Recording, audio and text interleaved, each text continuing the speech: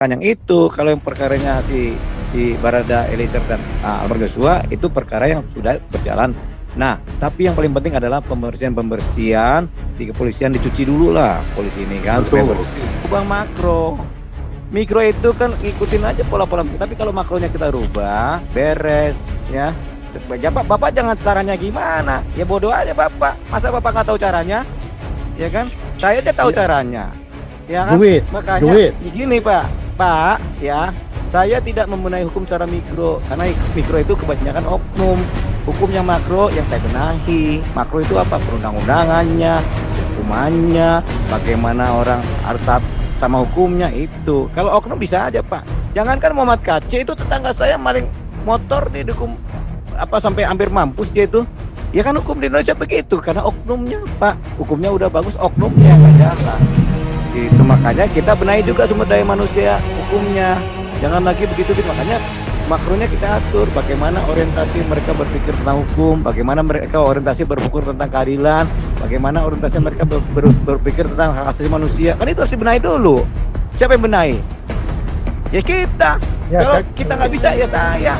Bapak kita udah merdeka 77 tahun. Jadi target kita Bapak, iya kan? Orang Amerika aja sampai 2 tahun baru sekarang ya ini. Kita baru 70 tahun aja Bapak udah ngoceh-ngoceh ketakutan. Tapi kan kita kalah sama Korea, sama ya, ngapain mikirin negara lain? Negara kita ya negara kita. Sebelah Bapak naik Mercedes, Bapak naik sepeda udah rela gitu naik sepeda. Ya hidup nggak maju Pak. Betul Pak. Bapak juga jangan goblok. Ngomong panjang-panjang cuma nanya itu doang.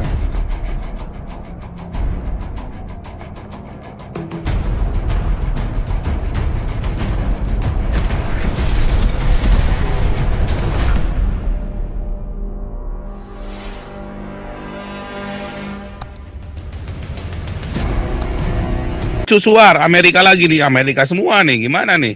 Mercusuar, silakan. Ya, wah, mana nih videonya nih Amerika nih, mana nih Om Ganteng nih? Om Ganteng mana nih videonya nih Om Ganteng? Wih, wah ya. Ya ini dia nih heavy metal nih. Ya. And welcome to tamu kita yang hebat ini. Luar biasa. Jadi pada dasarnya kita perlu memahami bahwa perbedaan itu adalah suatu keniscayaan dan juga sekaligus adalah anugerah Tuhan untuk memperkaya keberadaan kita. Yang ini nggak boleh curhat Pak. Kita mau tanya yang simpel-simpel. Ini kan kebetulan ada Nabi Wiro Sableng ini kan ada sama kita ini yang luar biasa ini kan. Orang eksentrik ini kita harus gali dulu Pak, mumpung di sini Pak. Mau jawabnya apa pokoknya kita harus gali dari beliau ini Pak. Silakan langsung to the point. Ya. Jadi kalau masalah Nandar ini saya kira ini perlu penyelesaian langsung antara Pak Diolipa dengan Nandarnya sendiri. Tapi yang kedepannya karena kita sudah kejebur sama-sama di dalam selokan, maka yang lebih mendasar penyelesaian yang mau kita lihat ke depan adalah bagaimana kita bisa menata kembali sebagai wadah dan alat negara untuk bisa menyelesaikan semua persoalan karena separuhnya ini sudah kejebur dan ternoda. Bagaimana pendapat Pak Diolipa untuk bisa meluruskan kembali kepolisian yang sudah bengkok dari dalam sampai keluarnya? Kira-kira ini yang lebih merupakan tujuan kita ke depannya. Jawab Pak. Ya, silakan Pak. Ya. Pertanyaannya apa silakan. Pak? Itu tadi Pak. Cuman mungkin terlalu ini ya, terlalu bias kali Pak Galaksi. Terlalu bias. Maksudnya langsung prakteknya Pak. Pertanyaan praktikalnya Pak. Ya, bagaimana sekarang kita bisa menata kembali kepolisian ini supaya bisa menjadi lebih baik daripada yang sekarang. Inilah yang belum ada jawabannya. Makanya saya tanyakan kepada Pak Diolipa ini, karena Pak Diolipa ini kan orang pinter. Makanya kita perlu gali dari dirinya bagaimana kira-kira pandangannya. Karena sudut pandang ini kan banyak, berbeda. Intinya bagaimana menata kepolisian ya? Betul. Ya, sebentar, sign out nih. Sebentar.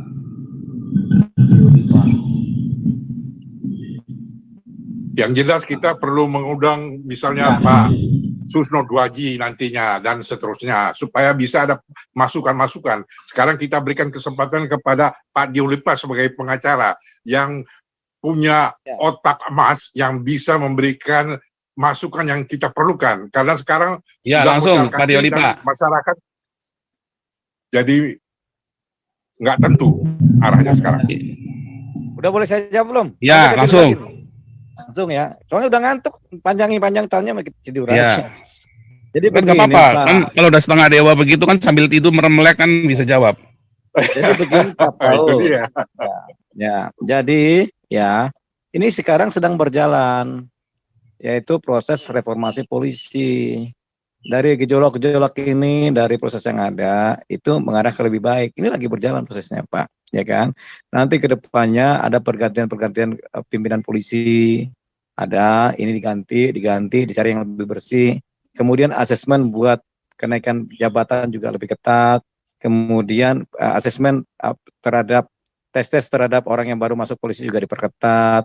Semua akan berubah. Nah, memang yang paling pertama dirubah adalah institusi polisi. Karena dia adalah penegak hukum yang paling depan ke masyarakat. Jadi dia kan wilayah sipil. Mereka yang sudah dirubah. Makanya kami kerja. Setelah polisi mulai bersih, kami masuk ke wilayah dinas-dinas yang lain. Misalnya instansi kenegaraan yang lain. Misalnya di Departemen Sumber Daya Energi, ya kan? Kemudian di Departemen Perindustrian itu kita masuk. Tapi polisi harus bersih dulu. Sekarang kan polisi masih kotor. Tapi sedang kita kerjakan. Saya bukannya nggak mengerjakan yang itu. Kalau yang perkaranya si Barada Eliezer dan Almarhum Joshua itu perkara yang sudah berjalan. Nah, tapi yang paling penting adalah pembersihan di kepolisian, dicuci dulu lah polisi ini kan. Betul. Supaya bersih.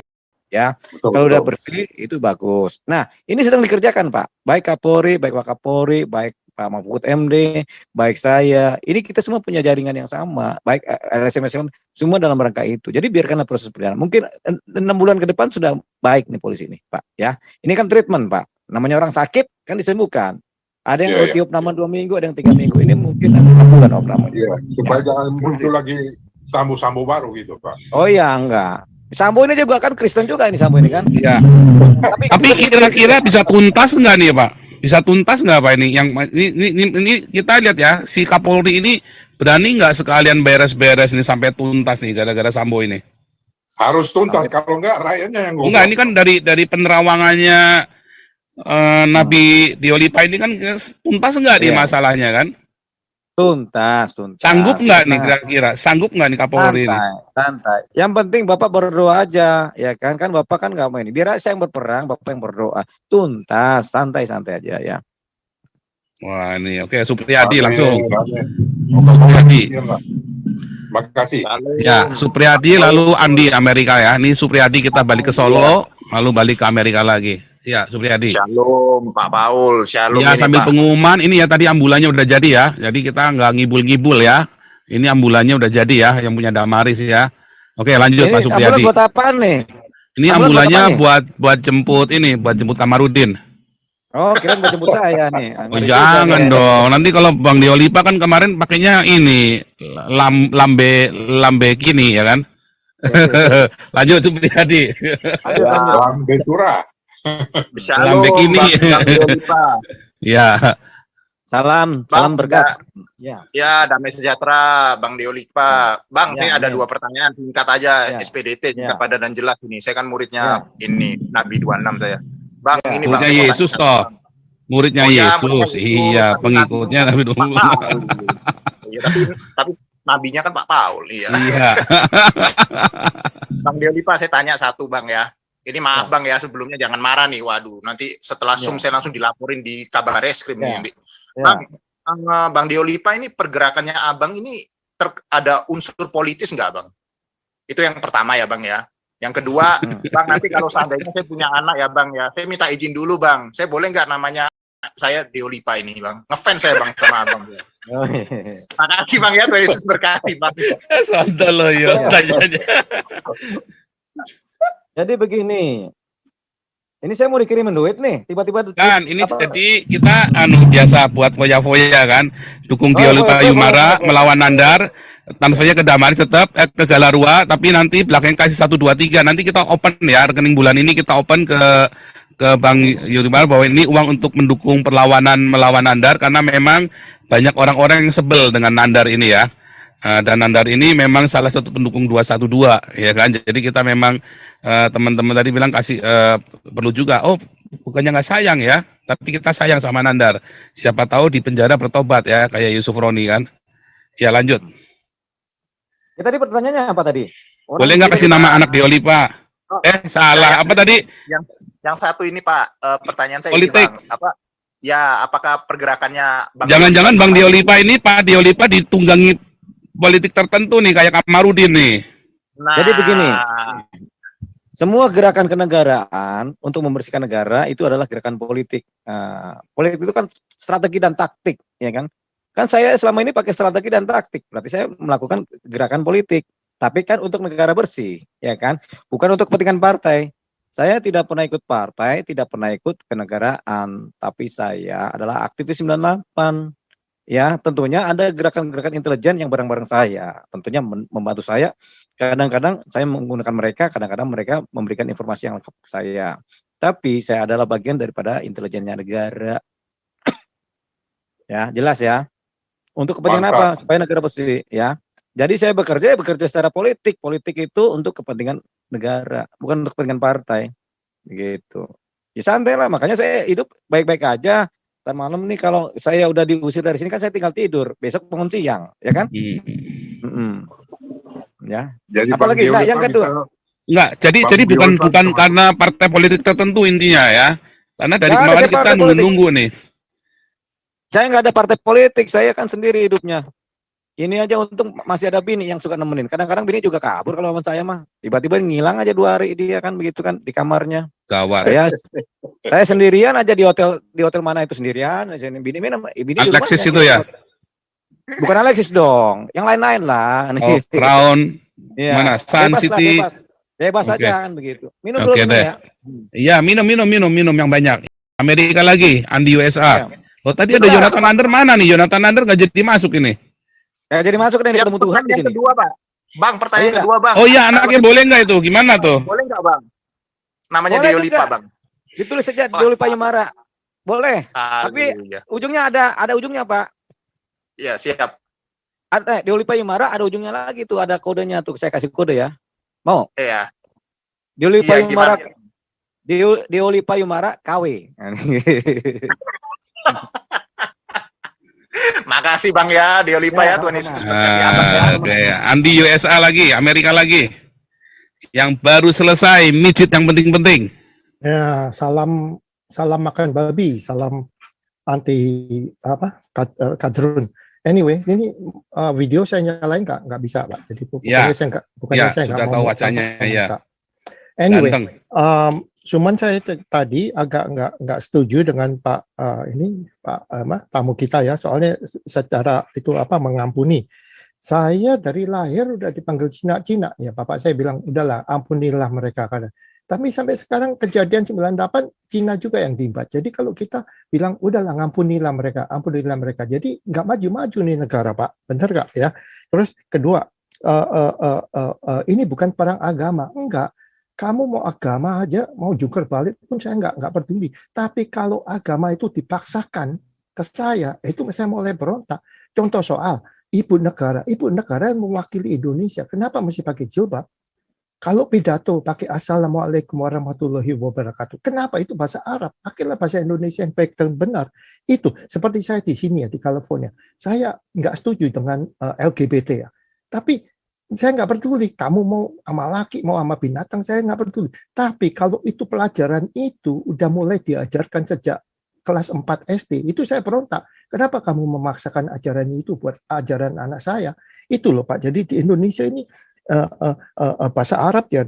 Terus sekarang gereja ini dibakar, ditutup. Ya kita kita ngalah aja, kita mendoakan, kita memaafkan gitu. Tapi yang nggak maju-maju, gereja tetap dibakar Pak. Jadi makanya itu kita ini harus bersuara. Nah pertanyaan saya ke Bapak ini sekarang, Bapak ini di bagian hukum, masih percaya nggak di Indonesia ini, hukum di Indonesia ini ada? Dari presiden sampai jaksa, sampai hakim, sampai kepolisian ini sudah bobrok semua. Jadi Bapak ini dihukum masih bisa percaya hukum nggak Pak? Thank you. Oh, ngomong panjang-panjang cuma nanya itu doang.